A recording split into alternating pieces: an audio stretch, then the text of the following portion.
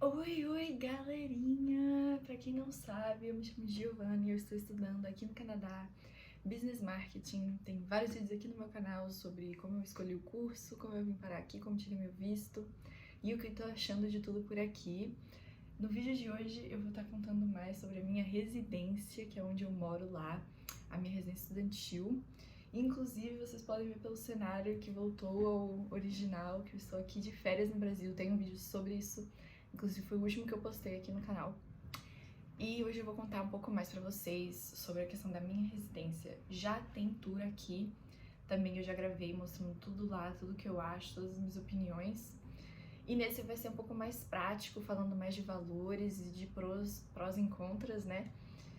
Então, se você tem interesse nisso, bora Vou começar falando que a minha residência universitária, na verdade, é num college lá no Canadá. Cada um difere, então eu vou estar falando da minha experiência desse de Kitchener, em Ontário. E o que tem lá são dois tipos de quarto. Então tem o Open Concept, que é tipo que é o que eu fiquei, que é o que tem tour aqui no canal. Que tem aberto, tipo, são duas camas e uma cozinha. É tipo um quarto de hotel, que é tudo junto e misturado, e um banheiro, né? E tem o two bedroom, que são dois quartos separados, como se fosse um apartamentinho, que tem a cozinha ali, e aí tem uma porta e é um quarto, e outra porta e é outro quarto. Então, como eu falei, eu fiquei um ano nesse, na verdade são 8 meses, né? O contrato lá não são um ano, porque o ano letivo é de setembro a abril. Então, 8 meses eu fiquei nesse Open Concept e vou falar um pouco de prós e contras, né? Do que eu achei.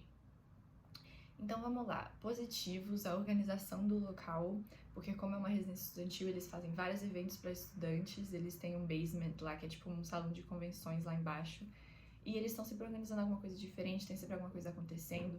Se é Páscoa, eles espalham ovos de Páscoa pelo lugar e tal. É sempre bem interativo. Todas as instalações são ótimas. Tem a lavanderia separada, que eu já mostrei aqui. Tem uma academia separada para você utilizar. Tem salas de estudos espalhadas pelos andares que você pode só chegar lá na recepção, falar que quer usar e eles te levam.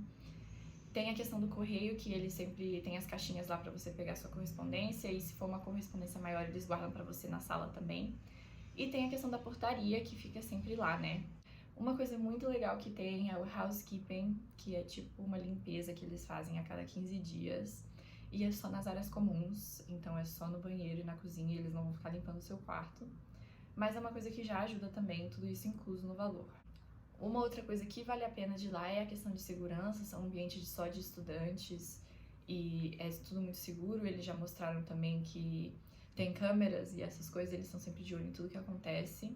Agora, em questão de pagamentos, uma coisa que vale muito a pena é que não precisa de comprovação de credit score, que se você já tá nessa procura de apartamentos aí no Canadá, você pode se deparar com vários que pedem isso. Que pra quem não sabe, é basicamente uma comprovação de tudo que você já pagou na sua vida e se você paga as contas em dia ou não. É basicamente isso. E aí você tem uma nota lá. Só que quem acaba de chegar no país geralmente não tem essa nota, ou se tiver vai estar muito lá embaixo, porque você nunca gastou ou comprou muitas coisas lá. Então, nessa residência é bom que você não tem o credit score, eles não requerem que você mostre nada disso, você só vai pagar normal. E ele ajuda a construir o seu credit score, porque não deixa de ser uma espécie de aluguel que você vai estar pagando no Canadá. Então, quando você terminar de pagar, o seu credit score sim vai ter aumentado, porque você vai estar pagando uma residência lá. Então, como vocês podem ver, os pontos positivos são vários. No geral, eu diria que só tem um ponto negativo que eu encontrei, que é o valor, que no caso seria mais caro do que você dividir um quarto fora da residência. Então, vamos lá, deixa eu explicar. Se você estiver indo sozinho, se você estiver indo com a família, primeiro que você não vai conseguir ficar na residência, porque só pode ser estudante e geralmente é uma pessoa, às vezes até casal é difícil, porque você não pode ficar, tipo, eu não tenho certeza, mas você não poderia pegar um quarto para duas pessoas, sabe? A não ser que você conseguisse que o seu esposo, no caso, fosse o seu roommate, né? Então, se você tá indo sozinho e você for alugar um apartamento lá, vai ser mais caro do que ficar nessa residência. Então, nesse ponto, vale a pena. Se você quiser um apartamento inteiro pra você, vai ser bem mais caro do que ficar nessa residência. Mas se você estiver indo sozinho e você for só querer alugar um quarto numa casa e dividir com outras pessoas, aí pode chegar até metade do preço do que é a residência. Então Então, se você quiser se arriscar em outras casas, com outros roommates, que não tem toda essa segurança do portal, que nem tem o portal dos roommates, que é dos colegas de quarto lá na residência, né? Se você quiser se arriscar, sim, você poderia, mas você estaria pagando mais barato também. Então, esse é o único ponto negativo, entre aspas. Outro serviço bem legal que o college, a residência tem, é o shuttle, né? Que eu já mostrei também lá no vídeo de tour. Que é tipo uma vanzinha que leva os estudantes da residência pro college todos os dias. E passa o dia todo, das 7 da manhã até as 9 da noite.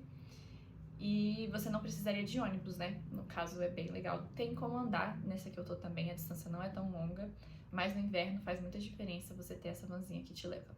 Com o preço incluso. Por todos esses motivos, eu venho dizer pra vocês que eu escolhi renovar a minha residência e ficar lá mais um ano no meu próximo ano da faculdade, que eu completei o primeiro agora.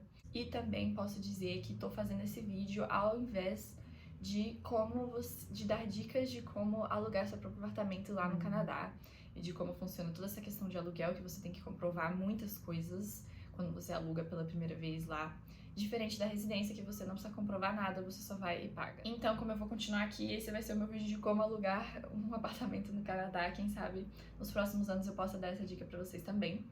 Mas por enquanto eu vou continuar aqui. A única diferença é que desse ano eu escolhi ir pro de 2 quartos pra ter mais privacidade. E agora eu vou falar de valores, que é uma curiosidade que muitas pessoas têm.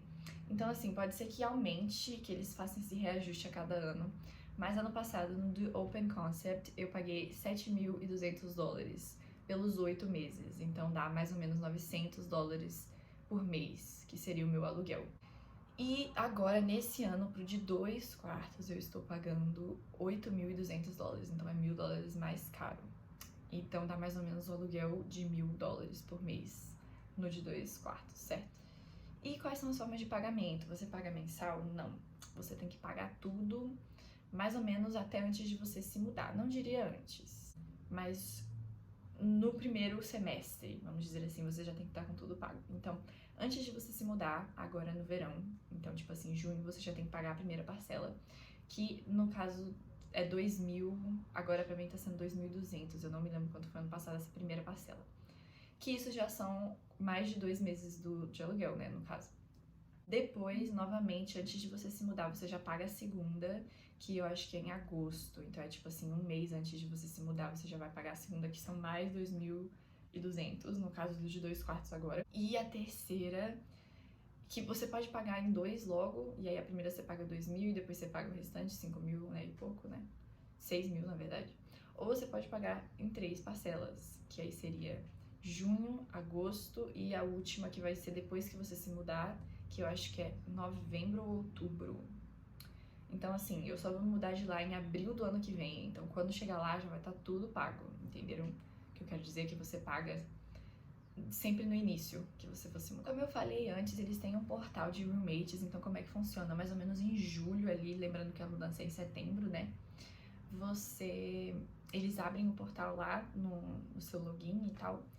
E você preenche informações sobre você, falando o seu nível de limpeza, se você é uma pessoa diurna ou noturna, como que você prefere até a temperatura do quarto, onde você vai passar a maior parte do seu tempo, se você vai estudar mais, se você vai sair mais, como é que é a sua tolerância com álcools e drogas e essas coisas, você pode botar não pra tudo e essas coisas.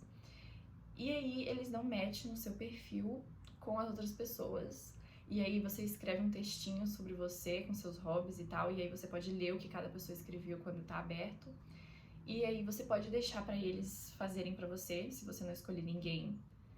E eu fiz isso ano passado, eu conversei com algumas pessoas, mas eu fiquei meio receosa porque às vezes você não conhece tanto, né? Mesmo que você comece a conversar com alguém, você não vai conhecer totalmente uma pessoa. Eu digo conversar online, tá? Tipo assim, lá no portalzinho. Você não vai saber se a pessoa é realmente limpa ou se a pessoa é realmente isso ou aquilo. E aí, ano passado, eu deixei eles escolherem pra mim. E fiquei com a minha colega coreana, né, que deu tudo certo, assim, na medida possível. E aí, o legal é que depois que você já tá lá, você conhece algumas pessoas, e aí no segundo ano você pode escolher também se você quiser. No primeiro também você poderia, mas no segundo você vai estar escolhendo alguém que você já conhece realmente, né? Então, se você não quiser deixar pro acaso, você pode começar a conversar com alguém lá e indicar que você quer ficar com essa pessoa. Então isso também é possível. Eu acho uma maneira super legal de fazerem isso, né? De você ter uma noção de com quem você vai cair. Vou fazer um adendo aqui. Tô falando que a residência é ano letivo setembro, abril. Mas também existe as possibilidades de você ocupar só no período de verão, porque tem vários tipos de programa. O meu, ele é esse normal, que começa de setembro a abril e tem as férias de julho no meio do ano. Mas tem alguns programas que são o ano todo, tipo de janeiro a dezembro, e aí tem alguns programas que as férias são diferentes e tal. Então tem como sim você alugar a residência só no período das férias, então seria tipo maio a agosto, né? E eu não tenho certeza de quanto é, vocês podem procurar no site. Eu vou deixar o site da minha residência aqui para quem quiser dar uma olhada. Mas é só você pesquisar, por exemplo, qual edital tem residência estudantil? E aí se você achar lá o link da residência é porque tem, né?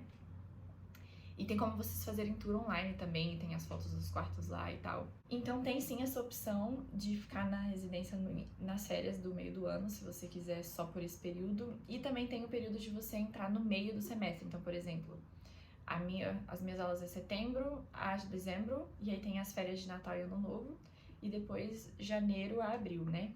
Se você quiser entrar só de janeiro a abril, tem como. Chama Winter Semester, né? Que é o semestre de inverno. Tem como você ficar só esses meses também. E se você quiser ficar só os primeiros semestres, tipo setembro a dezembro, você teria que pagar tudo e depois você teria que cancelar quando chegar as férias de dezembro. Você cancela e eles te reembolsam o valor de janeiro a abril. Então eu espero que tenha ficado clara a questão dessas datas. Essas três são as únicas que eu sei, que é o do ano letivo, o de winter, que é janeiro a abril, e o do summer, que é de maio a agosto. Como vocês podem ver, só tenho coisas positivas a falar. Já tem tudo aqui no canal, não esqueçam de conferir isso, tá? Eu vou falar um pouco da minha rotina lá, vocês já viram algumas coisas também no meu vídeo do tour por lá. Mas eu já falei de lavar roupa, que fica lá no basement, né, que você tem que comprar um cartãozinho, e você que paga também, lavar roupa não é incluso. Então eu acho que pra lavar é R$2,50 e pra secar R$2, se eu não me engano é isso. E eu geralmente fazia de 15 em 15 dias, às vezes eu fazia mais. Cozinhar é uma questão que você tem que fazer, a kitnet só vem com uma geladeira e um micro-ondas forno, mas eu nunca usei a função forno, confesso que eu não sei se funciona mesmo. Tem uma cozinha comum lá na residência que tem um forno maior, um forno mesmo, e um fogão que você pode descer lá e cozinhar e depois subir. Confesso que eu nunca utilizei simplesmente por questão de logística, se eu fosse colocar uma coisa no forno, como que eu ia subir com ela depois, carregando uma bandeja de lasanha no elevador. Mas talvez eu tente fazer isso. O que eu fiz ano passado foi que eu comprei um fogãozinho elétrico de uma boca só e eu resolvia toda a minha vida ali. Às vezes eu confesso que dá um trabalho, dá uma preguiça de ter que cozinhar todos os dias, mas isso você faria em todos os lugares, não só na residência, né? A melhor vantagem pra mim, com certeza, foi estar próximo do meu campus. Então, assim, eu tinha o shuttle, que nem eu falei, e como eu comecei a trabalhar no meu campus também, eu tava sempre lá, eu tava sempre indo e vindo, eu tinha horário de almoço e voltava. E aí eu não tinha que gastar com locomoção e nem perder tempo de locomoção também, né?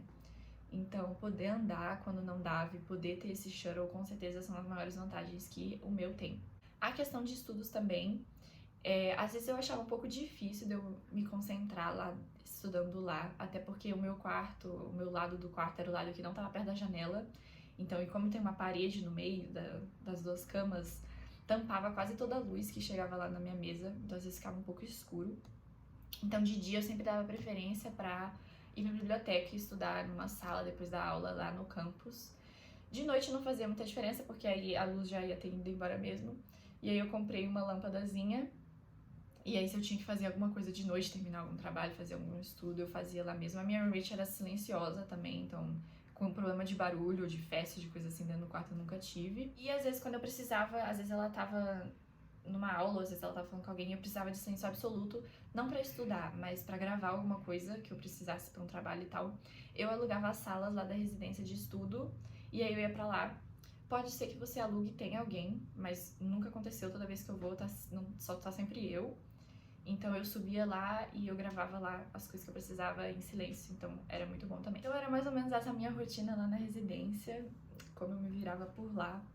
Como vocês viram, tem muito mais pontos positivos, inclusive por isso que eu estou voltando e por isso que não temos vídeo aqui no canal de como alugar apartamento. Eu espero que esse vídeo tenha ajudado vocês e dê uma clareada mais sobre residências, que eu recebi muitas perguntas no vídeo que eu fiz sobre tudo. Dá uma olhada nesse vídeo, eu vou deixar o link aqui embaixo também. E se vocês quiserem também, eu posso fazer mais um outro no final do ano que vem, mostrando o quarto que eu tô, esse de dois quartos separados, né, na residência. Mas eu já fiz o tour do outro, e como eu falei, vocês podem sempre estar checando fotos no site das residências, que sempre tem tudo lá.